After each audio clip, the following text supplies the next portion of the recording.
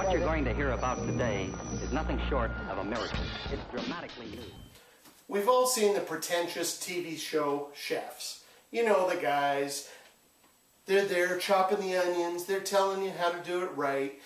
They're telling you you've got to have a sharp knife and learn how to use it. Well, they're right. But we don't all have the funds to have those, high carbon steel knives. The ones with the shimmery black lines in the steel. We can't all afford to have those. But that doesn't mean you need to drop a fortune to get good knives. Welcome to Foodies Across Borders. I'm Gary Grant in the FAB Whitby kitchen. Today, we're going to talk about knives. This will be our first webisode where we're going to get to the nitty-gritty of how to get some good knives, get them cheap, and look after them. Here are the guidelines and safety instructions for creating a remix. One of the biggest misconceptions about knives is that good knives are expensive. Everybody's got those really crappy knives in the kitchen, the ones that when you moved into your first apartment you stole them from your mom's kitchen drawer. Well, they're garbage. Throw them out. You're just going to hurt yourself and you're not cutting any good. So just get rid of them. So now you've got nothing in the kitchen. What are you gonna do? Well, you know what? You don't have to go to a knife store and drop $300-400 bucks. You can go. There's a number of different places you can go. If you're really on a budget, ignore that. That's the phone. If you're really on a budget, go to the secondhand store. I know it sounds funny, but go to your Salvation Army or the local thrift store. Have a look for one of these bad boys.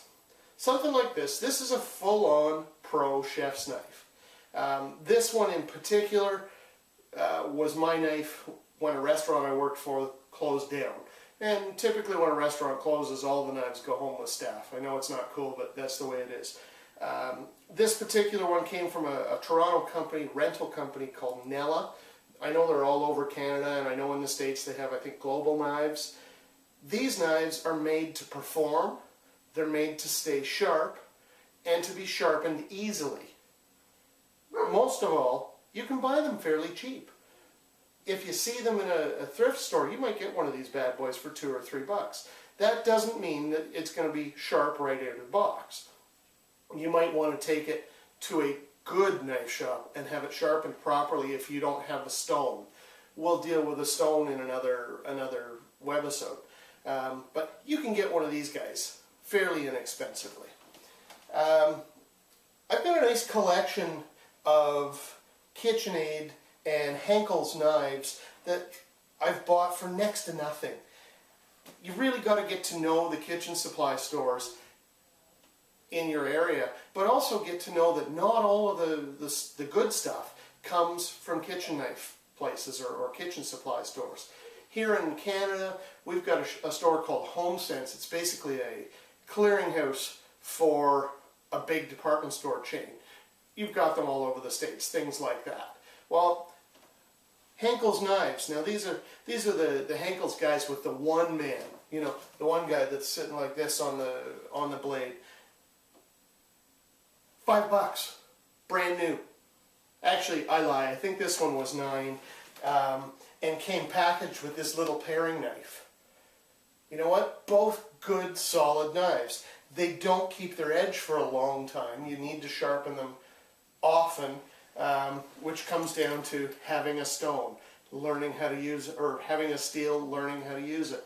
Again, we'll deal with a steel in another show.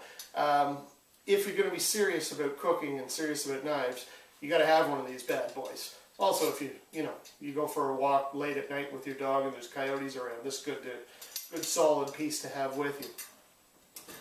And unfortunately, they're not cheap. I've got one of my faves is this KitchenAid knife. Again, it came from HomeSense. I think it was like $12 or something. It's a nice carving knife. Does a great job on roast beef or turkey. Nice long blade with a nice fit to the handle, and it sharpens easily, stays sharp well. Again, not expensive.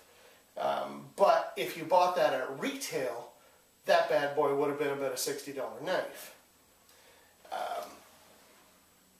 Really, by far, the best value on the market is Henkel's.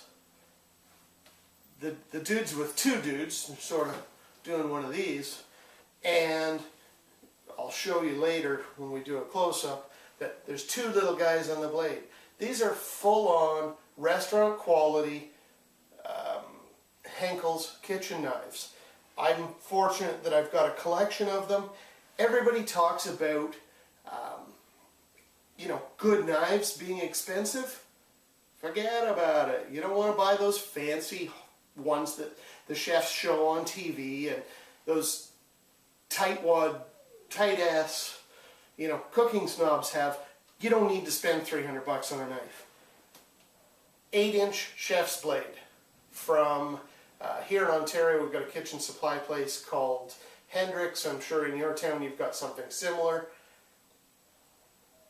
This bad boy, $28, brand new, full-on hardcore kitchen knife. It stays sharp a really long time. Couple of passes on the steel brings the edge back like 90. It's razor sharp. If you're not careful, yes, it will go through the end of your finger. Knife skills and beer, you know what? Shit happens. Of these guys, because I love them so much and they're so affordable, I've gotten a number of knives. I've gotten the 9.5-inch no stain carving knife. That's turkey, roasts, all of that type of thing. This is a kitchen staple. Every big kitchen has one of these. It's a bread knife, but you can use it for tomatoes. You can use it for just about anything. Unlike those, that Ginsu shit that your mom had, the serrated edge on this bad boy is going to last you forever. Well, maybe not forever, but if you look after it, it's going to last you a long time. And fabulous tool. I wouldn't be without one. This guy is actually a butcher's boning knife. Personally, I don't use it a lot. The curvature it's not all that comfortable to me, but it's a great edge. And again, it's like $28. I mean, it's a great deal.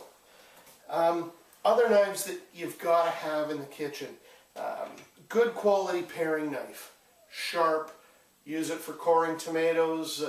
Use it for anything, right down to taking the silver skin off the back of ribs if you're going to smoke them, or anything. You use that one a lot. I found this neat variation. It's a Paderno knife, and it's got a funky little hook on it. Because of that hook, it's next to impossible to sharpen, but it has stayed quite sharp. I use this for all kinds of stuff. Places where I need to get into, doing finicky work, hulling strawberries, things like that. I love this blade. I wouldn't be without it. And lastly, this guy. It sounds silly. Every single restaurant in the world uses these.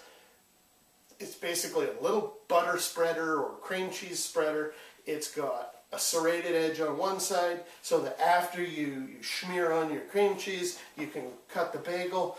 Although most guys will spread it out, drop it, pick up this bad boy, and off goes their bagel.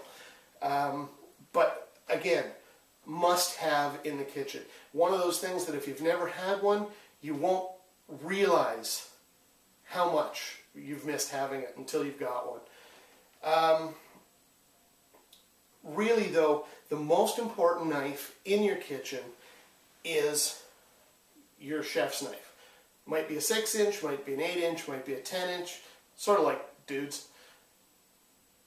Okay, that was bad. But get one, get a good one. Even if it's not an expensive one, get a good one. Learn how to sharpen it. Get comfortable with it. Practice with it. And you'll find you'll use it more than any other tool in your kitchen. Next time we get together, I think maybe we'll talk about how to cut an onion. Maybe we'll talk about sharpening a little bit. We'll see. For now, thanks a lot for visiting. Welcome to the FAB's Kitchen, and visit us at www.foodiesacrossborders.com.